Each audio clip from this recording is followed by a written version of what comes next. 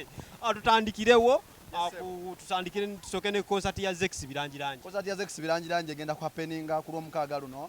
Bana Uganda bonna besunze ekintu kimu kulaba performance ya Zex begenda okubeera first time. Era nga biri mukaaga musubire endongo era ya Firebase baita Firebase Entertainment Music Entertainment. Lwaki mwasazeewo namwe kikola mu speed weeks 2 ne mulangira weeks 2. Anti kakati munnange fe tuli bantu bayivu. Abantu abayivu tebabeera na budde kubanga buli kimu kibeera mu programu. Bwaba ya programu nze ntukusane ngenda kulya ku kyennyanja nza kumanda bagenda kulya ku kinyeebwa kati fe twa plan tolabenga bwe budde obutuufu kubanga fenga bomenga bwe ngante ebintu byaffe bya kintu kiyivu nnyo. Wala omusajja bamita Malcolm X yagamba time is always right to do what is right. Ti obudde bulungi okola ekirungi. Abantu social media bagambye tino mwatandise okulwanyisa Fangoni Forest kwe kuleeta concert ya Zex birangirangi. Kamwokya versus Fangoni. Ate bozinga bebagala otutankula. Omanya abantu abasinga kati banoonya masannyalaze wegali tebalabawo. Masannyalaze gaabula. Kati bamanyi oba tukwate kusola oba sole netuwa amasannyalaze oba guno wanatuwa amasannyalaze nenge ekiriwo kiri kimu tetulina gwe tulwana tetulina gwe twataddeyo nga nakulwe lumu tetulina gwe yatukubidde essimu natusomooza tuteekeyo kyavudde ku mutima gwaffe na mu pulaani zaffe netugamba Zex inch 10 birangirangi asanamu ka concert n'okusinziira abafaani kye badde boogera emabega nga olyoma ayogera kye buli faani agamba ffe twagala concert Zex era yali apulaani ze first before nga sinaba kwerabira ngaagala kiteekayo mu November abamu nga bamugamba December abamu nga bamugamba mu Gw'omusanvu n'asala olw'okusaba kw'abangi bonna ne balemezaamu ne bagamba nti mu Gw'omunaana guno webeereyo concert ye. Kakati abagamba nti nno mulwanyisa Fangoni kamwokya erwanyisa Fangoni kikyo oyinza obbagamba abo baba batume kubanga kizibu nnyo oli nga manyi omuntu waba akwagalamu ebigambo atuma batabaniwo bakusoomooze kati oyinza okusanga nga ye yennyini atuma n'atuma mmwe n'abagamba mutubuuze wali ekiriyo kyonna naye soja wali ku saidi ya alien nga tomuvaako obeera ku lusegere tugenda olaba okyusa ate omukuba omuntu akyuka omuntu okukyuka kyangu nnyo lwaki wakyuka n'omukuba anti kakati kankubule tutambulira mu butamanya ebbanga lyonna abantu tutambulira mu butamanya osanga eno oba olaga eno nga siwo watuufu naye nga tomanye essaawa eyo essaawa yoba tomanyi neera mbakuba nali mmanye naye we nabuukira nga bwe nagamba time is always right to do what is right era we nabuukira nendaba nti kirungi waddayo saddayo ate tebangobaayo nti saddayo wabula nafuna obutakkaanya kunze n'omutima gwange n'okusinziira nebyendaba neŋŋamba kino na kino era saavaayo kukyuka saakyuka nti siri kusaidiye kubanga sina saidiye gye naliko simuna byabufuzi siriida nti oba alina bakulembera nti ze siri kusaidiye talina wabula ffe tuli bannayuganda baagala music we Uganda tinga n'ogenda ku YouTube ekiro weebase olidde ennyumba ekuboye you want to feel the vibe of the music n'ogamba kangende ku YouTube ntypingemu City ya Danger ntypingemu Saabisuubira eggaali gye wamuyisaamu omwetondera nze so akwetonda Sky Soldier Uganda ekyo kintu kyonna ekyo kintu bakimanyi okuva Arua mpaka Kampala mpaka Kenya seetondangako siryetonda tetulyetonda tetuddemu ne tukulaba ne alien temusobola kuddamu obutandaba naye kubanga nze ndi mu industry ndi mu industry ya butaala ate naye mwabeera genda kwesanga yanneetaaga nnyo siye gwa mwetaaga nze mwetaaga naye aneetaaga nnyo yasinga okwetaaga nze mwetaaga katugeze kubanga nze ndi influencer nyinza omwetaaga nyinza okumpa emirimu nti mulangire mbeeko kye mulangira nga bwe twalina City ya Danger nga tuli mugiranga tuli mugiposhinga era ne bampa omulimu about alien skin. That's why I can't say musobola kwetaaga alien skin. Tumusuubira obeerayo ku kivulu kya Zex. Ekivulu kya Zex ayinza opafominga kubanga bannayuganda bonna bagenda performinga ku show ya Zex. Ffe tetulina buzibu bonna. Principal anaperforminga. Anti oyo si muyimbi. Bobi Wine gwe njogerako. Njogera ku Kyagulanyi njogera ku Bobi Wine. Bobi Wine bwana bakirizibwa okuyimba ajja kuyimba. Naye simanyi kubanga nze simulaba nga muyimbi. Naye abamulaba nga omuyimbi osanga n'abayimbira. Okay. Oli musajja wa maanyi nnyo obeera live buli kaseera. Ne twagala okumundowoozayo n'abantu kye bagamba abasinga obeera ku online. Sheebah ne Cindy ogwawa. Essaawa ya leero Sheebah ne Cindy nkyukakyuka buli lunaku kyenso bagamba mu kusookera ddala. Okwebaka ng'oli wa Cindy bugenda ozuuka ku makya. Press conference yagenda okuggwa nga ndi tiimu Sheebah era nga sitalikako musale. Bwe yaggwa wagenda wayitawo essaawa ntono ngenda okwesanga ndi tiimu Cindy. Kakati bubadde bukya pulidde ogusungu ngenza okulaba omuyimbi wange n'abayimbi w'eggwanga Spice Diana n'avaayo ng'alaga obutali bumativu kati ate nze Spice Diana kasitaafu ng'alaga obutali bumativu mbeera ku sayidi ye oba alimba oba talimba. Obutali bumativu ye agamba ki? Obutali bumativu ye talaga butali bumativu wabula avuddeyo nayogira ensonga ataddeyo comments nyingi naye kati ngaffe ba Spice Gadgets omanyi kye bayita Spice Gadget kati ngaffe ba Spice Gadget tugamba maama birungo kyaba tugambye kyetusonga gwaba tulaze nti abalazaani olwaleero tulaze wabula ffe tugamba maama birungo nga bwazze namba emu era kati akyali namba emu. Oyagala ngambe Spice Diana yasinga owaayi abantu batulaba naffe ate bakubalamu amagezi bambalamu amagezi bajja kuvuma. Nze kansooke mbabuulire kati katugeze tulina abantu basatu Cindy, Spice Diana, Sheebah bonna tubataddeawo. Waliwo kye bayita hits mubeeramu oluyimba nga lwakubako hit ne lukomaawo ne wabeera oluyimba nga lwakuba hit buli lunaku egenda kubeera hit. Kati mu bantu abo abasatu waliwo omu alina oluyimba baluyita Boom Party, omulala alina oluyimba baluyita Sirirejula, omulala alina oluyimba ndowooza oba katogere oba yolo.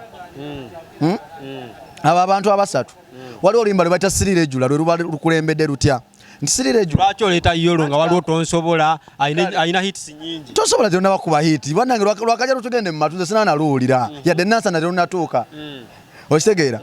Tonsobola lw'amaanyi naye muganda wange oluyimba lwe bayita Sirirejula kati gwe Sirirejula introduction ogamba mu nnyimba za Cindy zonna za Sheebah temulimu lwenkana Sirirejula. Mu nnyimba za Sheebah lwandibaddemu naye ate lukadde nnyo ice cream twala nonne ku ice cream pulira lwandibaddemu naye ate lukadde. Hits zonna ogamba nti ne Spice Diana asinga hits Sheebah. Kati kintu kibi nnyo okukola bato nga tolina hit. Kati Cindy yakoze ensobi n'akola bato nga talina hit. Cindy teyeetaaga hit okuperforminga erinnya lye lyokka limala. Ebyafaayo bya bato kyekiraga nti wayokya wakajja ne saa zino okyayokya. That's what we call battle of the champions. Bato ekirala Sheebah kati yadde asinze Cindy era Sheebah ne Cindy nge baba babiri Sheebah yasinga bwe yabeera babiri omanyi lwaki asinga waawano Sheebah ekigambo bato kitegeeza kusowaganya bannange ekigambo kirina eminokono okwatula mu Luganda okwesowaganya kale okwesowaganya kyekigambo bato. Sheebah kye yakoze kyade ky'amaanyi n'agamba nze ku press conference n'agamba nze sina bigambo bingi byengenda kwogera twesange ki ekololo awo Cindy kyadde alina okukola adde alina okukayukirawo n'amukwatirawo Jake n'amugamba ekitegeeza oli mu bintu byotasobola. Cindy yalaze obutiitiizi. Cindy mukyala mukulu tasobola kukwata muntu. Sheebah musinga emyaka. Olutalo tulabadde lwakulwana. Singa lwabadde bakulwana bandise bagoola. Luli lwa music. Andi era tulabadde lwa myaka era tusinga lwabadde lwa myaka ndibise banandujja. Telwabadde lwa myaka lwabadde lwa muziki kwekakasa muziki. Tuli tubalinde wali eri. Gogamba ani agenda okuba muziki. Wali ekololo agenda tulaga dansolo ali omu Sheebah mayiro agenda tulaga dansolo. Agenda tulaga dansolo ensonga eri emu. Aina hits nga mwingugambye aina hits eziriko ezikyayokya. Cindy aina hits naye nkadde kati onina kati ekyali hit anze ndi musajja mukulu ekyo ekirumanyisa wali ogenzeko mba Afrigo ngendayo nnyo balina hit ne waliwo ennyimba nga nekisanzire ekyali hit kubanga nga bazadde baabwe nina tekyali hit nze ngamba muzadde w'omuntu alikuba mewaka onina kubanga tebalukuba ku malya g'ekyemisana tebalukuba after lunch terukubibwa ayokyayo kyolumanyi ayokya ndumanyigizo z'ennyimba ze twakulirako ekyali hit tekyali hit naye gyeruli bwe ngamba nti tekyali naye gyeruli kiteza lubeerayo. So kati ogamba nti no Sheebah asinga Cindy. Sheebah asinga Cindy mweno bato gye tulimu yanga kumi. Ate Spice Diana bonna abasinga Spice Diana jangu nawe tuogere abere mu makati onagenda nakubulira lwaki Sheebah asinga Cindy omasoko tubulira amanya nze Catherine Pamela the entertainer oli entertainer twagala ku Sheebah ne Cindy ogwawa era kyanjawulo ki omukyalina ku munne kati nze kanjogere bwenti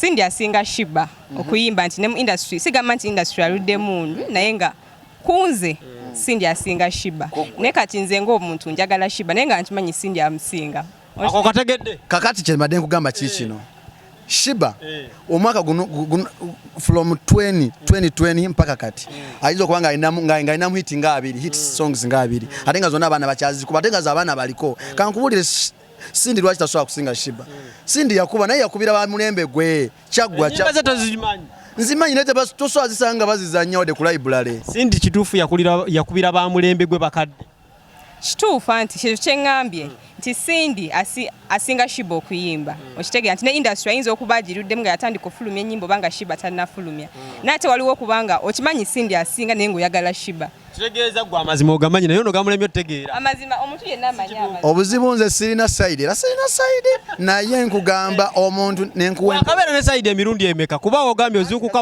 oli wa Sheebah webako oli wa Sheebah ozuukuka bayita battle of the champions kyoba olaba buli lunaku era nga 15 nyinza okulaga side entuufu era ngenda mala kola kirayiro ku makya kubanga nze buli lunaku nzuukuka nsomye ku kino nga kirala nenzuuka nga nsomye ku kino nga kirala kubanga ogenda okulaba Sheebah ennyimba zalina z'abavubuka ate abavubuka bagenda okuwagira ekivulu bakyakaze temusobola mitwalo 3 ulira mutwalo mitwalo 3 sente twawala twawagira Diamond Platinumz gwe tutamanye mitwalo 7 ola twawagira oyolongomba juzi bwe mba ne tiketi emu nenjikuwa olaga wani ngenda wa Sheebah lwansonga gwenjagala naye nga amazima mbanga manyi mu mutwe nti Cindy asinga nkuwadde tiketi muwadde tiketi Spice Diana obadde okyanyonyola Spice Diana akedde ku makya n'akola comments z'akoze senga baba wa bato Spice ne Sheebah ogwo oliwa kati ate baba tosobola kikola ekyo tosobola oli mulala Spice mulala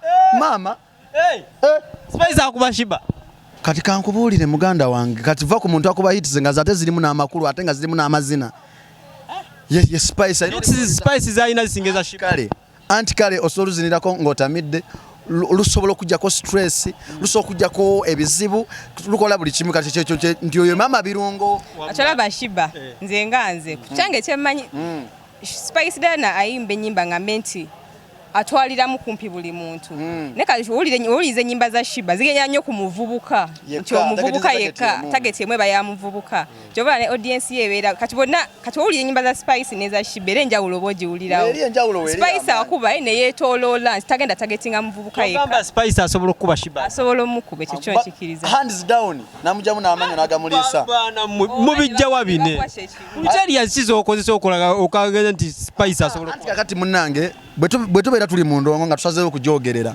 tuba tulina okukola analysis ne tunoonyereza nti bannange Sheebah yajja ddi Spice Diana alina emyaka 26 kitegeera wa 96 Sheebah wa 1981 alina emyaka 41 kitegeera Cindy wa 1985 alina emyaka 37 kati ogenda okulaba nti ono omwana asobodde okufuna n'anoonya content wa music ye ng'asobola okufuna n'atagetinga gundi zonna n'atagetinga stage zonna nti atagetinza abavubuka akubira abaana omuziki abaana b'essomero akubira abazeeyi Sheebah bwe bamugamba okulonda bato olowooza obutalonda Spice n'alonda Cindy yali amutya Spice eno gundi bato tebagikola bwe batyo wabula ffe baagala abawagizi bagimanye bwe batyo naye eno bato yali bweti bakola ekivulu nga bonna balaze nti bagala olunaku lwe lumu kati nga promoter talina kyasobola kukola okujjako okuba organizinga era kyovola kya mitwalo 3 ti omutwalo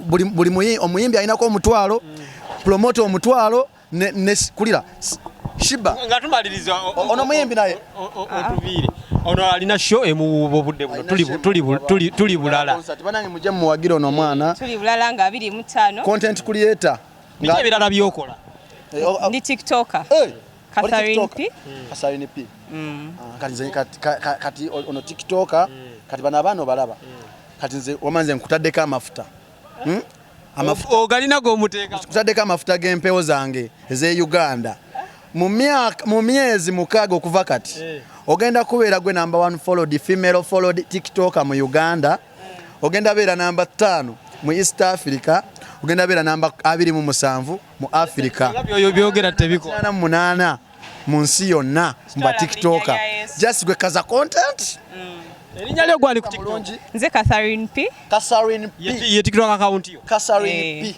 TikTok account yange kati ffe tugenda bono malo kubolo waka ffe tugenda kufunira zi billboard olangire zi company olangire bonna gwe kanya kuba wa content na kubera mutadde agende mu train abamwagala ku Friday agenda beerayo owaye nga tumaliriza alien skin embeera gyalimu obudde buno abasinga bamukubye ebbajo yamuwagira n'avayo kati n'amukuba embeera ye ogiraba otya era bigambo ki by'oyinza omugamba mu mbeera gyalimu obudde buno nze kyese omugamba yeetaaga bafaani yeetaaga buli muntu yeetaaga numbers yeetaaga abo abantu nti oyo yenna amuteekako oyo yenna asobola omusupportinga gwe yeetaaga talina gwalina kuluzinga naye baba bamuvuma bamuyisaamu eggaali bakola biki abeetaaga kubanga abantu banjawulo abantu balowooza byanjawulo abantu balina ebizibu byanjawulo balina stress zanjawulo n'olwekyo abantu babalabe bulabi wabula ye asigale ng'akola ekirungi ekyakabi asigale ng'atukuba endongo eyakabi asigale ku layini ye ng'akola ebyakabi abamufolowinga bajja mufolowinga nga bamwagala ku ekyo kyakola ekyakabi kubanga naffe ndowooza Ensonga Lwaki batubeereramu abantu kubanga tusigala tukola line gye tulina okukola bwe mba nkola blogging gye nsigala nkola ebbanga lyonna mbasobola kutagalatagala n'enkyuka n'enzira mu kino y'amaani. Okay, tweyanzege ntumiddeko ku muganda wange Lujja Uncle Lujja muyita Uncle Lujja ne Caviton wa Caviton Music amwagala nnyo kyana kiwala ki baby erinnya ndyerabide ekiri ku kamera ankitumidde Rema akola waneno opposite Climax abamwagala musobola okugenda kyana kirungi nnyo osobola okukometinga oba oyagala ennamba yakyo n'enjikuwa mbere bulungi mweraba.